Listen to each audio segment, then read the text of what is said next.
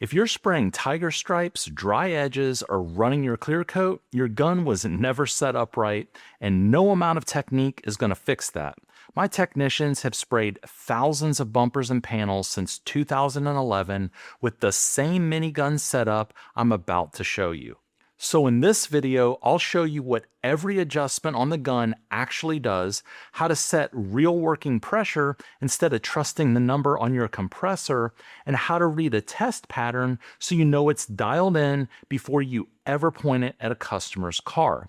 Now to start, let me show you the 3 adjustments on the gun and what each one really controls. Now number 1 is the fluid knob. This controls how much paint comes out of your gun. Now here's what most people don't know. It isn't actually a valve. All it does is limit how far back you can pull the trigger. So essentially, it's just a stopper. To set it, close it all the way clockwise until it stops. Then back it out 2.5 to 3 full turns. Now this is just your starting point, not your final setting. If you're starving for material, go out more. If you're getting runs, go back in. Now number 2 is the fan knob. This controls the size of your spray pattern. For most work, you want it wide open. You're going to turn it counterclockwise until it stops. Now here's the trap that catches guys with these miniguns. You tighten the fan down for a small repair, but you leave the fluid knob where it was. Now you're putting the same amount of paint into half the space. Now I can almost guarantee you that you're gonna get a run. And if you shrink the fan, you close the fluid too. Those two kind of move together. Now number 3, the air adjustment on the gun. You want to leave this wide open. You control the pressure at the regulator, not here.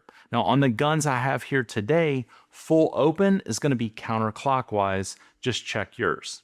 And one more thing that isn't a knob at all, your trigger has 2 stages. You pull it gently until you feel it catch. That's air only, no paint.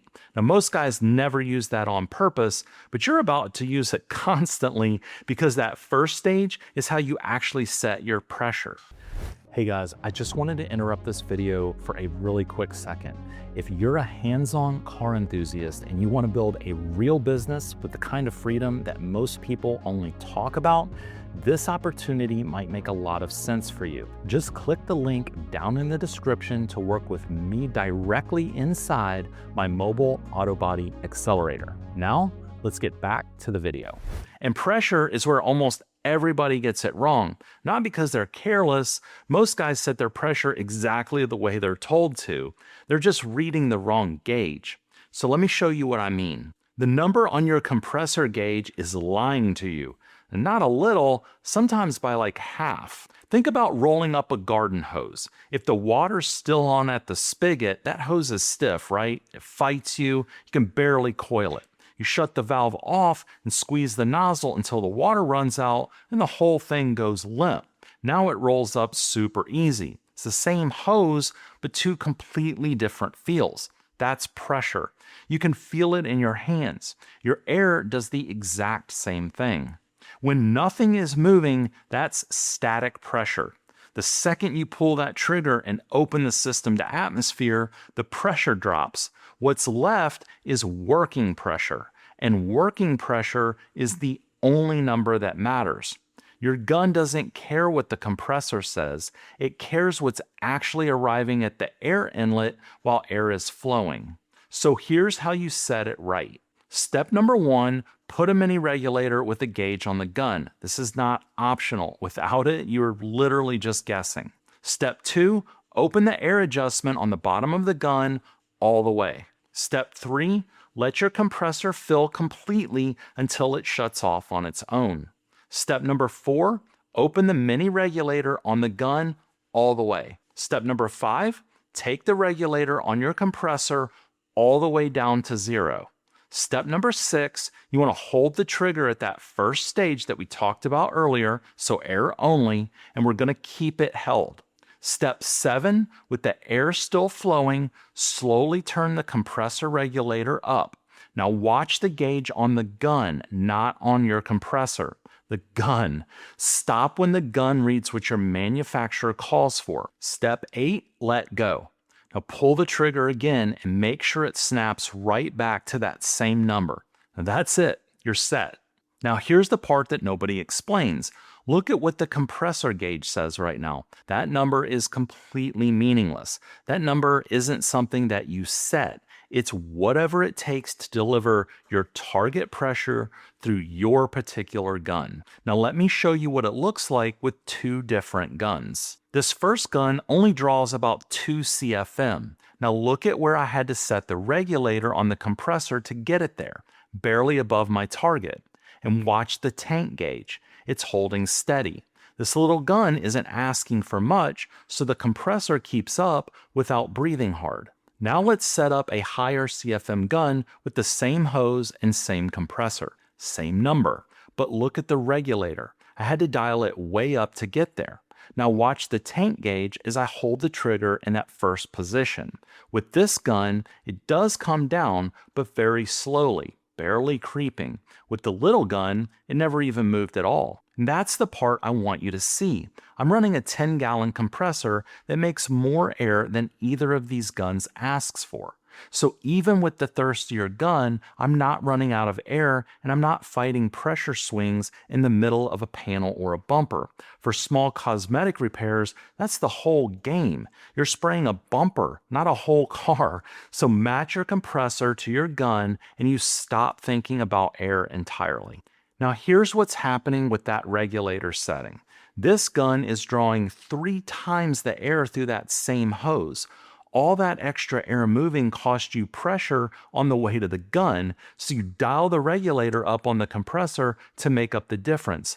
Nothing changed but the gun. That's why copying someone else's compressor setting off a forum never works. Their number was never going to be your number, and it's why the gun you buy has to match the air that you can actually make. Now, where this bites you is the other direction. If your compressor can only put out 4 CFM and your gun wants 7, it'll read right when you start the pass and fall off before you finish it. That's modeling, dry edges, and a panel or bumper you have to spray twice. That's the single most important spec on the box, and it's the one that almost nobody ever reads. Now, one more thing on why we start from 0 and walk up.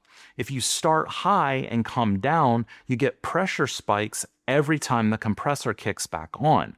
That's hard on your seals, and it makes the gun kick when you first pull the trigger, and it changes your atomization on the first few inches of every single pass. So start low and walk it up every single time.